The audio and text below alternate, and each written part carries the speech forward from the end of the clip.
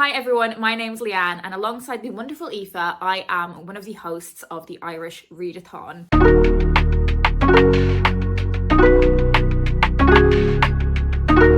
And today I'm going to be reacting to a list of 100 books that has been compiled by the Irish Times that are meant to be the 100 best books of Irish fiction in the 21st century. So I'm really looking forward to running through this list. I think it's going to be a mixed bag in terms of my reactions to them. I'm going to be telling you about whether I've read them or not, whether they are a book that's on my radar, or indeed if I've never heard of them.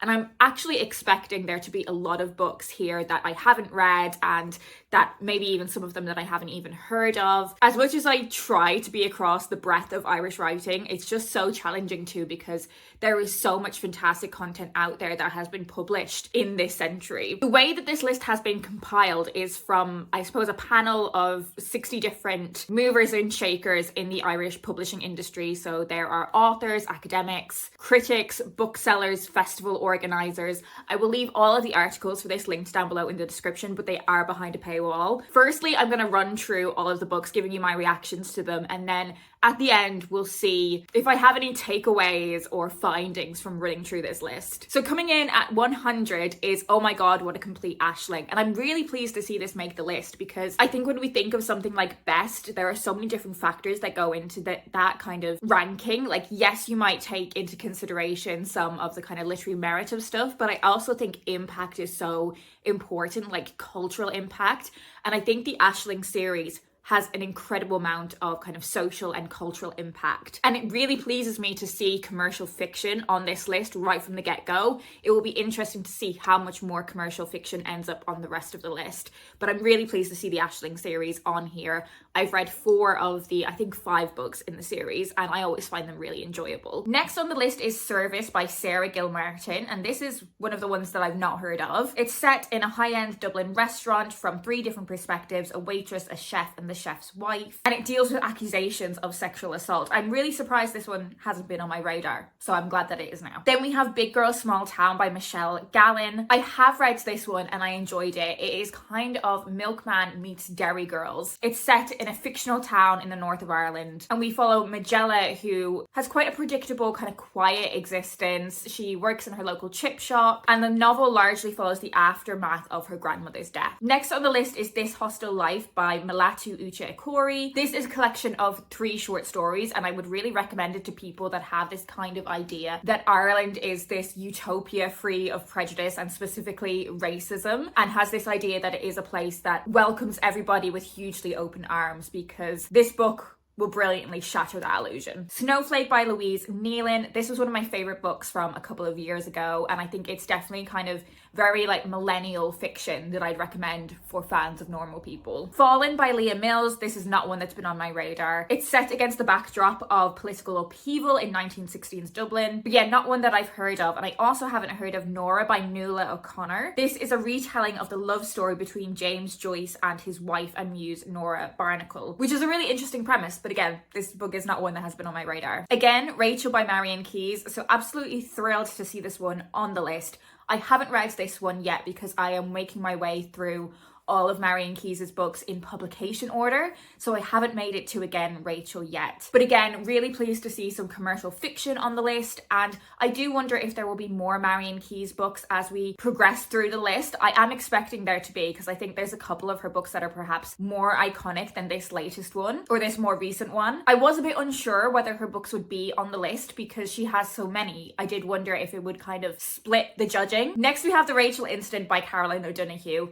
Thrilled about this. Love this book. It's one of my favorite books of all time. I've spoken about it so many times on the channel. A Line Made by Walking by Sarah Baum. So I have read this one. I read it when it first came out, but it's not one that has particularly stayed with me. It's about a 25-year-old who lives quite an anxiety-ridden life, and she moves from Dublin to the countryside in the aftermath of her grandmother's death, and it's kind of about her connecting to the small joys and pleasures and the countryside. Havoc in its Third Year by Ronan Bennett. This is not one that I've heard of. It's historical fiction set in the Civil War-torn 17th century in England, and historical fiction isn't really my bag.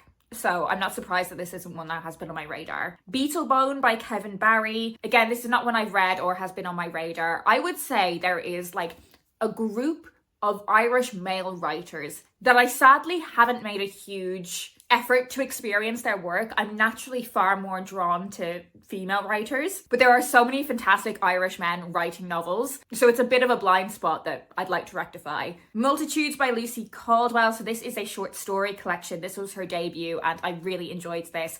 I haven't read any of her subsequent short story collections and I would really like to. Actress by Anne Enright. So this is one that I have on my shelves but I haven't got to reading yet. I've read quite a few Anne Enright books and I would be surprised if she doesn't feature on this list again, but I haven't read this one.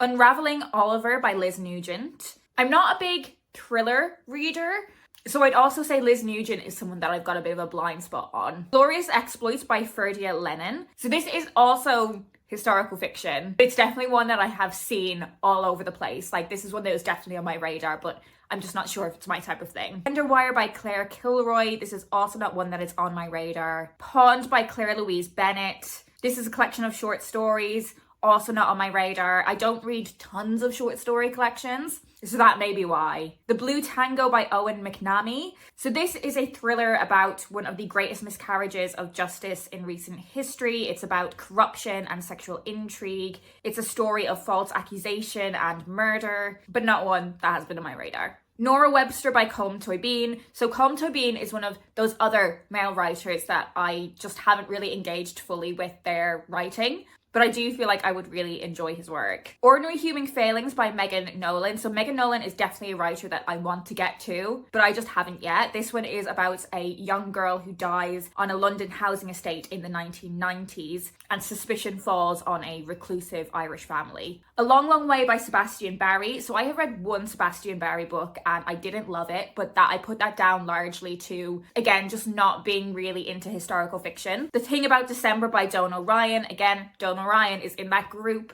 of Irish male writers that I would like to engage with more. Hawthorne in Child by Keith Ridgway. This is not one that has been on my radar and is apparently quite edgy. The Heart in Winter by Kevin Barry. Haven't read any Kevin Barry. Strange Sally Diamond by Liz Nugent. So as with the previous Liz Nugent book on the list, her writing is a bit of a blind spot for me, but I have heard so many good things about this one specifically, so I feel like if I was going to start reading her books, this is probably the one I would turn to first. White City by Kevin Power. I haven't read. Night Boat to Tangier by Kevin Barry. Again, haven't read any Kevin Barry. The Alternatives by Keelan Hughes. This is about four sisters who are orphaned in childhood and they are trying to connect when the eldest of the siblings disappears into the Irish countryside. I have an impression of this book that it's very literary, which kind of puts me off, but maybe I'm entirely wrong. Love and Summer by William Trevor. So I have read Felicia's Journey by this author, but I haven't read this one. I don't know how to pronounce the title of this book. The cover will be here, so you can read it, by Colm McCann. Consisting of 1001 short sections and based on real events, the two central figures, Rami, an Israeli, and Bassam, a Palestinian, bond over the violent deaths of their respective daughters. Okay, this actually sounds incredibly brilliant. So this is going straight onto the wish list. Walk the Blue Fields by Claire Keegan. So this is Claire Keegan's second short story collection, and shamefully I've not read any Claire Keegan. Don't worry, that will be rectified by the end of the readathon. What I don't know is any of her big hitter short stories. Are they in any of these short story collections? The Narrow Land by Christine Dwyer Hickey. Again, not one that was on my radar, but it is historical fiction, so that probably explains why. The Colony by Audrey McGee. Another that's just not on my radar. Long Island by Colm Tóibín. So this is the sequel to Brooklyn, and I haven't read Brooklyn, but I have seen the film. Shadowplay by Joseph O'Connor. So this is apparently the origin story of Dracula, which sounds like quite an interesting premise, but I'd not heard of this one before. Show Them a Good Time by Nicole Flattery, I have read. So this is a short story collection that I did really enjoy. Winterwood by Patrick McCabe. So I have read one Patrick McCabe book, The Butcher Boy, but I've not read this one. The Truth Commissioner by David Park, I haven't read. I feel like I can't keep giving full title synopses for the ones that I haven't read, so we're gonna start really rattling through them, okay? Tatty by Christine Dwyer Hickey, I haven't read. The Firestarters by Jan Carson, I have read, and it's one of the most unique books that I've ever read, and I would highly recommend it if you want to read something that is set in Belfast, but also has a magical realism element to it. There Are Little Kingdoms by Kevin Barry. Sea Above, for my lack of reading with Kevin Barry. Sweet Home by Wendy Erskine, I have read. This is another short story collection, and I feel like lots of Irish writers really start by having short story collections, and I largely attribute that to there being such a rich kind of literary magazine culture in Ireland, so writers can really kind of build up their experience writing short stories. At Swim, Two Boys by Jamie O'Neill is definitely a book that has been on my radar, and I really want to read it. It's set in Dublin before and during the 1916 Rising. This is definitely one that I really do want to read one day. Travelling in a Strange Land by David Park. Haven't heard of this one. Molly Fox's Birthday by Deirdre Madden. Also haven't heard of this one. Here Are the Young Men by Rob Doyle. Haven't heard of this one. The Lesser Bohemians by Emer McBride. I have read this one. It's a love story between two people who are ultimately very damaged. And while I'd say Emer McBride's writing is definitely on the more kind of literary stream of consciousness style, I think The Lesser Bohemians is her most accessible work. The Little Red Chairs by Edna O'Brien I have read, and I've read quite a few Edna O'Brien books. And this is one that I didn't enjoy, unfortunately. This is Happiness by Niall Williams. I've not heard of this one. Dinosaurs on Other Planets by Danielle McLaughlin. So this is definitely one that I have had on my radar. It's another short story collection. And despite her name being Danielle McLaughlin, I don't think I'd made the connection that she was Irish. The Wren by Anne Enright. So again, we have another book by Anne Enright here that I haven't read. Asking for It by Louise O'Neill is probably my favourite book of all time. So I'm thrilled to see that this is on the list, but I do think it's quite interesting because I think this is a young adult book. Yes, it has some very hard-hitting, some very sensitive, potentially some very like triggering themes in it, but I do think it's a young adult book. Whereas the rest of this list seems to be adult fiction, and in fact, I think it's a real omission that this list doesn't include like children's and young adult books, or indeed there isn't an entirely kind of separate list for those. But yes, absolutely love this book. It is so deserving of a place on this list. Exciting Times by Nisha Dolan. Read this book a couple of years ago for the Irish Readathon, thought it was fantastic. Did enjoy her more recent book more than this one though. The End of the World is a Cul-de-sac by Louise Kennedy. So this is another short story collection, and I am about halfway through reading it at the moment. I would be surprised if her novel Trespasses isn't higher up this list as well. Intermezzo by Sally Rooney. I have just finished reading this one.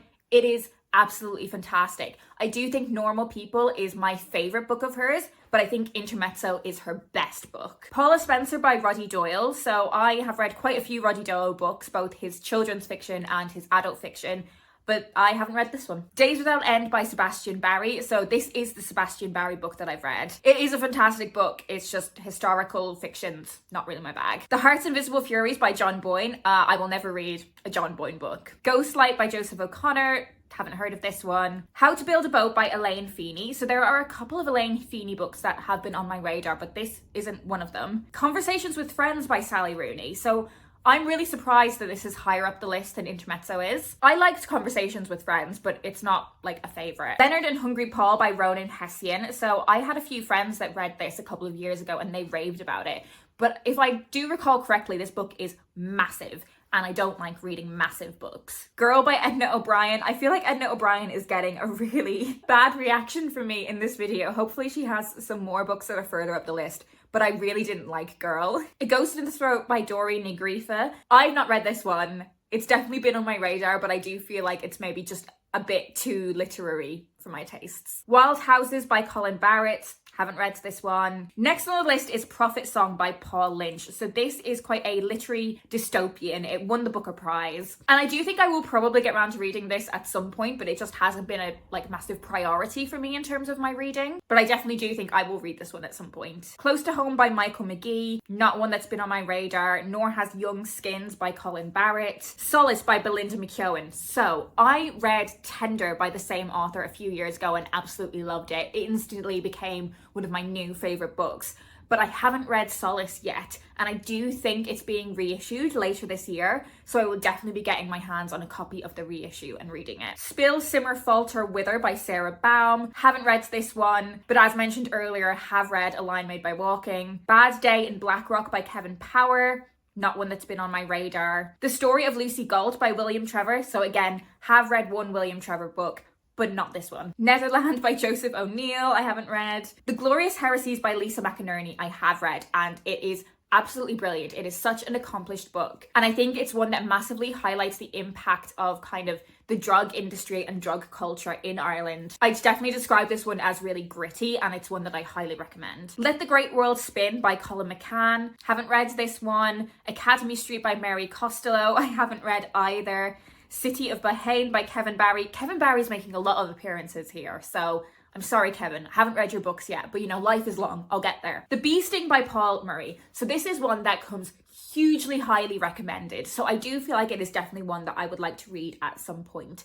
It is the story of a family told from 4 different perspectives. So we have a mother, father, son, and daughter. Now, the reason I haven't really prioritized reading this one is, again, because it is a real chunkster, okay? It's thick, but I have heard so many fantastic reviews and that it is really compulsively readable despite the length of it. It's a proper page turner. The Green Road by Anne Enright. So yes, finally an Anne Enright book on this list that I have read. This one definitely has like the staples of the Irish novel, like this matriarch figure of the mammy, complicated sibling dynamic, discussions of kind of the financial situation in Ireland, alcohol, religion. It has all of those kind of key staples of an Irish novel. But this one isn't my favourite Anne Enright book. Star of the Sea by Joseph O'Connor. Again, this guy's name is coming up again and again. I've not got to your books yet, Joseph. I'm sorry. Normal People by Sally Rooney. There she is. As we've progressed up the list, I feel like there has been less and less kind of commercial fiction. And I do think Normal People is a very interesting book when you consider what is literary and commercial. Because I really think that Normal People is such a commercial novel, certainly compared to Sally Rooney's latest, Intermezzo, which was earlier on in the list, or Beautiful World, Where Are You? And I think because it is actually quite a commercial story, this is one that is deserving of a high position on the list, not solely because of, you know, the quality of the writing, but also the cultural impact it has had. The Secret Scripture by Sebastian Barry. Again, only read one Sebastian Barry book. The Master by Colm Toibeen. Haven't read any Colm Toibeen yet. Hamnet by Maggie O'Farrell. I haven't read yet, but I am hoping that I will read it by the end of the month. It was on my TBR for the readathon. Skippy Dies by Paul Murray. So it's interesting that this one is higher up the list than The Bee Sting, despite, I'd say, The Bee Sting being more well known. A Girl is a Half-Formed Thing by Emer McBride. So I have read this one, and I do understand why it is higher up the list than The Lesser Bohemians. Whilst I enjoyed The Lesser Bohemians more, I think A Girl is a Half-Formed Thing is a more accomplished novel. Brooklyn by Colm Toibeen. So maybe this should be the first Colm Toibeen that I read, because I already have that kind of familiarity with the story from watching the film. Soldier Soldier by Claire Kilroy. So I think this is the second or the third appearance for Claire Kilroy on this list, but it's not one that I've read. Midwinter Break by Bernard McLaverty is not one that has been on my radar. Oh, we are now in the top 10. So the top 10 best Irish fiction books of the 21st century. Starting with The Sea by John Banville, which I haven't read. Room by Emma Donoghue, I have read. And I'm really surprised that this is the first appearance from Emma Donoghue on the list.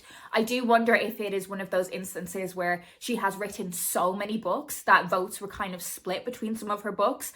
But I definitely think Room is a standout in terms of the quality, but also the cultural impact of it. I would love to reread this, actually. It's a really fantastic book. The Gathering by Anne Enright. So when I mentioned earlier that The Green Road I had read, but it wasn't my favourite Anne Enright book, The Gathering is. So I read that at university and I thought it was absolutely brilliant. And I do think it is also very quintessentially Irish in terms of the themes of it. The Spitting Heart by Donal Ryan. Again, multiple appearances from this author on the list, but I haven't read any of his books yet. There is Trespasses by Louise Kennedy at number 6. So I recently picked up a copy of this and I would like to read it. Foster by Claire Keegan. So that comes in at number 5. And I think it's interesting that this is the one that is at number 5. I would have expected maybe some of her other books to be higher up the list, unless she's just like dominated the top 5. But this is not one that I've read yet. Oh, there she is. Okay, number 4, Small Things Like These by Claire Keegan. I've not read this one either. I do think because these books are so short, I feel like I will just get round to them really quickly eventually. But I say this is the one that is most well known now, not solely because of the book, but also because of the film adaptation starring Cillian Murphy. At number 3, we have Solar Bones by Mike McCormack. So I think this is the book that is told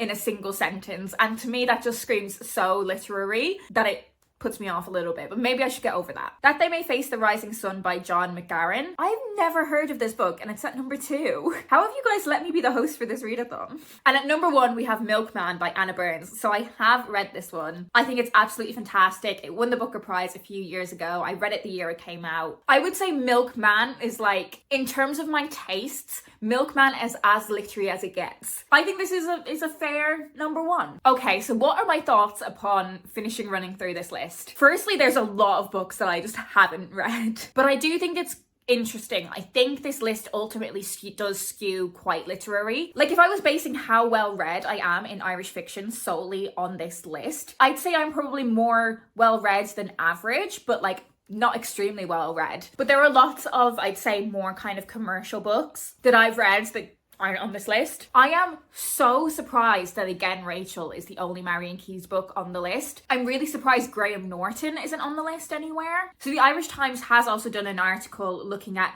how they compiled this list and some of their findings. I'm not going to go through all of the points that they make, but just some of the kind of headlines. So 23 of these titles were from the first decade, 53 from the second, and 24 from the current decade. And I think that's quite an interesting balance. I guess those titles published longer ago may have been slightly forgotten, and some of those published more recently maybe haven't had the time to become cemented in people's minds as like potentially the greatest Irish fiction novel, whereas those that sit in the middle have had that time to marinate in people's mind but are still fairly recent. Kevin Barry had the most titles in the top 100 with 5.